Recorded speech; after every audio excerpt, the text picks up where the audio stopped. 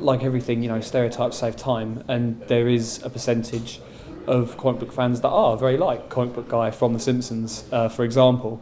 But I mean, that's not the stereotypical comics fan. The stereotypical comics fan is, just pan your camera around Kapow or the shop. It's anything and everything, all age groups, all races, with varying levels of intellect and varying levels of social inadequacies.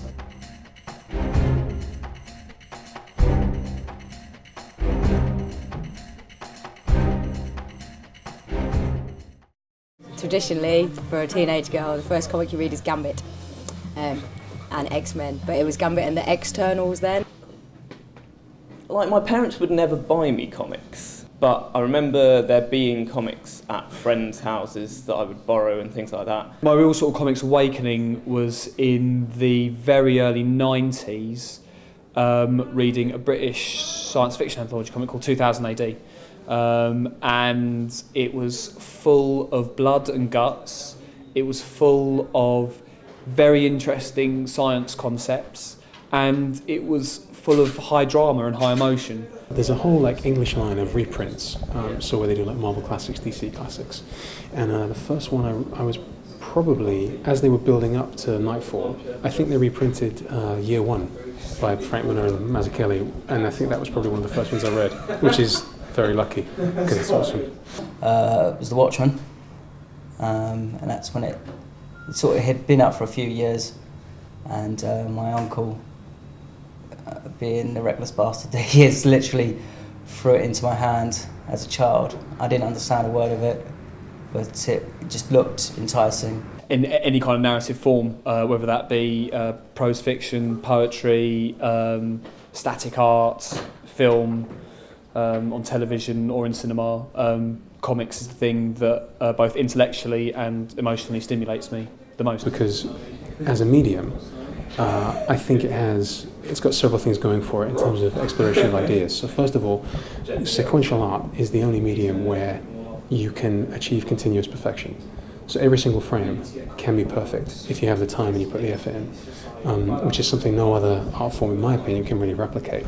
Obviously, still lifes, paintings can, but you don't have that sense of motion and progress.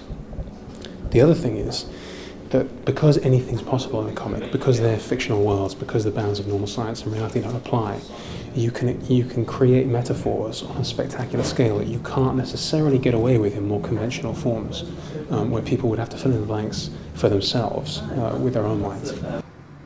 Because with comic books, it's one of those things you can have it online, but you need a store. You need to talk to the people, and 9 times out of 10 they want to talk to you back. They want to talk about their favourite comic. They'll just want to come in and rant about stuff they've seen, or they want to just come in and bug the piss out of you. It's that sort of personalisation that they come to look for. Comics are not as universally liked as football, beer, various other things. So you're always in kind of a tacit minority when you're a comics fan. Between the hardcore sort of comic book fans, there is a sort of a stigma for Forbidden Planet that has become quite a toy shop now, and it doesn't cater to the real die-hard fans. They don't have a back issue section anymore. They have a lot more toys. They're just there to throw new comics at you, get their money and go. They've lost the personal touch. We don't bother with back issues because that's not where the money is for us. We're so big, we stock everything. We've got the toys and the books and the graphs and the recent issue comics that you need space to develop back issues. So there's still niche markets for littler shops. We just kind of make it a bit more accessible to people who wouldn't know about comics. People who like figures are a type unto themselves, and it's almost a separate interest to comics, that they overlap, but it's distinct. But I mean, you can't not have Star Wars figures in a comic shop, really, can you? I don't think it would be allowed. The thing about comics is that when you have up to 80 years of continuity, people who get in, they may get into the modern stuff, and this is how it happened with me, was I got into the stuff that was going on at the time in 2002, so Hush, the Batman storyline, that's what I got into, but then I wanted to know more about the character. I wanted to know more about the references that were made, the allusions that were made in the script, in the artwork, and in that sense, the only way you can really do that is back issues. You can do it with trades, but again, trades, they only get published for things that are at a particular level of commercial success in the here and now. So back issues will always be they'll always be the source. We're not just like trying to churn out as many comics as we can. We're not just trying to flog stuff to people. It's also about, the reason we have all this stuff displayed on the walls is not just so that people can buy them, although hopefully they will. It's also so people can, you look around and this is like a visual history of comics up on the walls here. And that's what we're all about, is whatever kind of comics you like, whatever art forms you're into, come here, we're into them as well. And if we're not, we're interested to know about them. So it's about community. Yeah, we recommend Orbital and Goshen stuff, and staff will apply for here that have worked in them, and we'd never not hire them because they'd worked somewhere else like that.